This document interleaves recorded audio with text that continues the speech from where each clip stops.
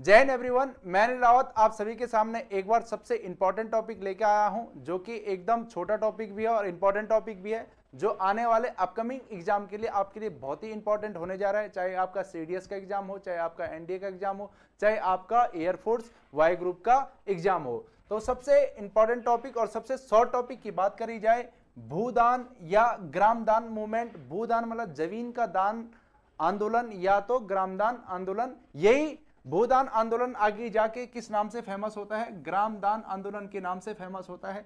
याद रखना प्यारे दोस्त, इस भूदान या ग्रामदान मूवमेंट को ब्लडलेस रेवोल्यूशन भी कहा जाता है, रक्तहीन आंदोलन भी कहा जाता है।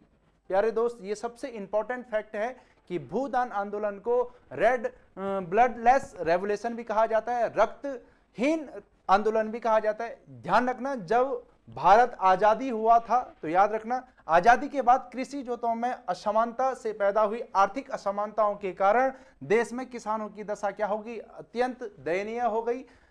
आपका आजादी के बाद भारत के जितने भी किसान थे वो आपके जमीनहीन हो गए। भूमिहीन कृषकों की दशा सुधारने के लिए आचार्य विनोबा भावे, सबसे इंपॉर्टेंट बात है, आचार्य विनोबा भावे के इंपॉर्टेंट फैक्ट पे भी बात करी जाएगी। याद रखना, भूमिहीन कृषकों की दशा देखकर या दशा सुधारने के लिए आचार्य विनोबा भावे ने सन 1900 वर्ष 1951 में भूदान और ग्रामदान आंदोलन की शुरुआत करी। यह आंदोलन, सबसे इंपॉर्टेंट फैक्ट इसमें यह बन जाता है कि यह आंदोलन आपका किस टाइम पे शुरू होता है। सबसे इंपॉर्टेंट 18 अप्रैल 18 अप्रैल 1951 में यह क्या होता है? इस आंदोलन की आपकी शुरुआत होती है। 18 अप्रैल 1951 को आचार्य विनोबा भावे को पहली बार जमीनदान मिली। याद रखना, ये आपकी सबसे पहले इनको जमीनदान आपको मिली रामचंद्र रेड्डी। याद रखना, रामचंद्र रेड्डी, इन्होंने सबसे पहले आप विनोबा भावे को 80 एकड़, कितनी एकड़? 80 एकड़ जमीन क्या करी? भूमि दान कर दी और गरीब किसानों के ऊपर क्या कर दी? ये सारी जमीन क्या कर दी? बांट दी गई। उसके बाद यह आंदोलन तेलंगाना के पंचोपली, याद रखना, इस गांव का नाम याद रखना, पंचोपली से शुरू हुआ। यह आपका शुरू हुआ 18 अप्रैल 1951 में। प्यारे दोस्त, इस चीज को बिल्कुल ध्यान रखिए, फैक्ट को नोट डाउन कर लीजिएगा। 18 अप्रैल 1951 को तेलंगाना के पंचोपली गांव से क्या हुआ? इसकी शुरुआत हुई। सबसे पहले रामचंद्र रेड्डी ने क्या करा? 80 एकड़ जमीन दान देकर क्या करा? इसकी शुरुआत करी। उसके बाद सबसे इंपॉर्टेंट बात हो जाती है जेपी नारायण ने 1853 में, जेपी नारायण जी ने क्या करा? 1853 में इस आंदोलन में शामिल हुए और 1855 में आते आते इसको भूमिदान, जो कि भूमिदान या भूदान आंदोलन से फेमस था, वो अब किस नाम से फेमस हो गया? ग्रामदान आंदोलन से फेमस हो गया। ग्रामदान आंदोलन से क्या हो गया? फेमस हो गया। 1955 आते आते इस आंदोलन को ग्रामदान के रूप में पहचाने जाने लगा, जिसकी शुरुआत कहां से हुई? आपकी उड़ीसा से स्टार्ट हुई।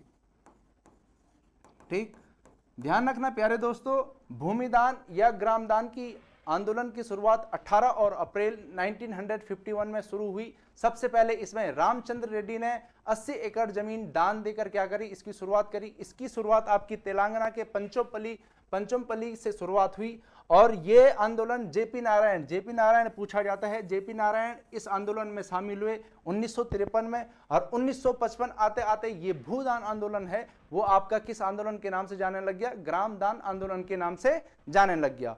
अब देखते हैं प्यारे दोस्त, विनोबा भावे के बारे में सबसे इंपॉर्टेंट फैक्ट, इसको स्पिरिचुअल हेयर भी कहा जाता है, आध्यात्मिक उत्तराधिकारी, स्पिरिचुअल हेयर। महात्मा गांधी को ये अपना राजनीतिक गुरु मानते हैं। विनोबा भावे के जो राजनीतिक गुरु हैं वो आपके महात्मा गांधी जी हैं। महात्मा गांधी के हर एक विचार को, हर एक फिलोसॉफी को ये पूरे देश में, हर एक विचार को पूरे देश में क्या करते हैं?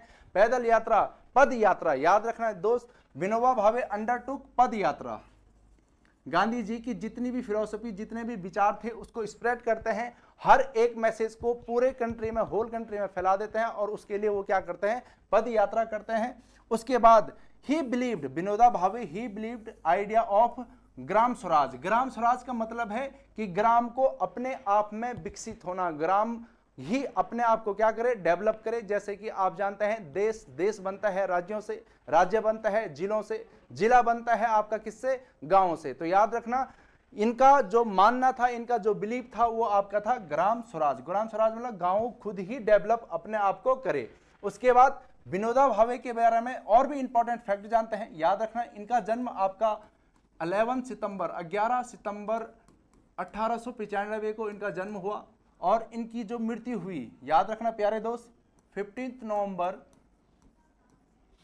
1985 को इनकी क्या हो गई, मृत्यु हो गई। 15 नवंबर 1982, सॉरी 1985 नहीं, 1982 में इनकी क्या होगी, डेथ हो गई। याद रखना, इनको ही सबसे पहले 1958 में एशिया का नोबेल प्राइज मिला। एशिया का नोबेल प्राइज बोले तो एशिया नोबेल प्राइज, एशिया का नोबेल प्राइज बोले तो इंटरनेशनल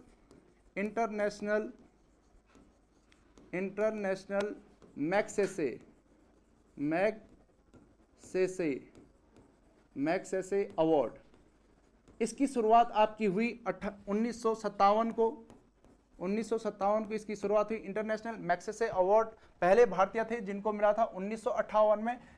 इंटरनेशनल मैग्सेसे अवार्ड को एशिया का नोबेल प्राइज भी कहा जाता है। 1958 में विनोबा भावे को क्या मिला, 1958 में आपका इंटरनेशनल मैग्सेसे अवार्ड भी मिला। ये हर वर्ष, याद रखना प्यारे दोस्त, ये हर वर्ष आपको मिलता है कब, 21 अगस्त को। हर साल ये कब मिलता है, 21 अगस्त को। ये इंटरनेशनल अवार्ड, मैग्सेसे अवार्ड आपका मिलता है क्रिएटिव आर्ट्स, किस क्षेत्र में मिलता है, क्रिएटिव आर्ट्स, जर्नलिज्म, लिटरेचर, इन सारे क्षेत्रों में ये आपको मिलता है।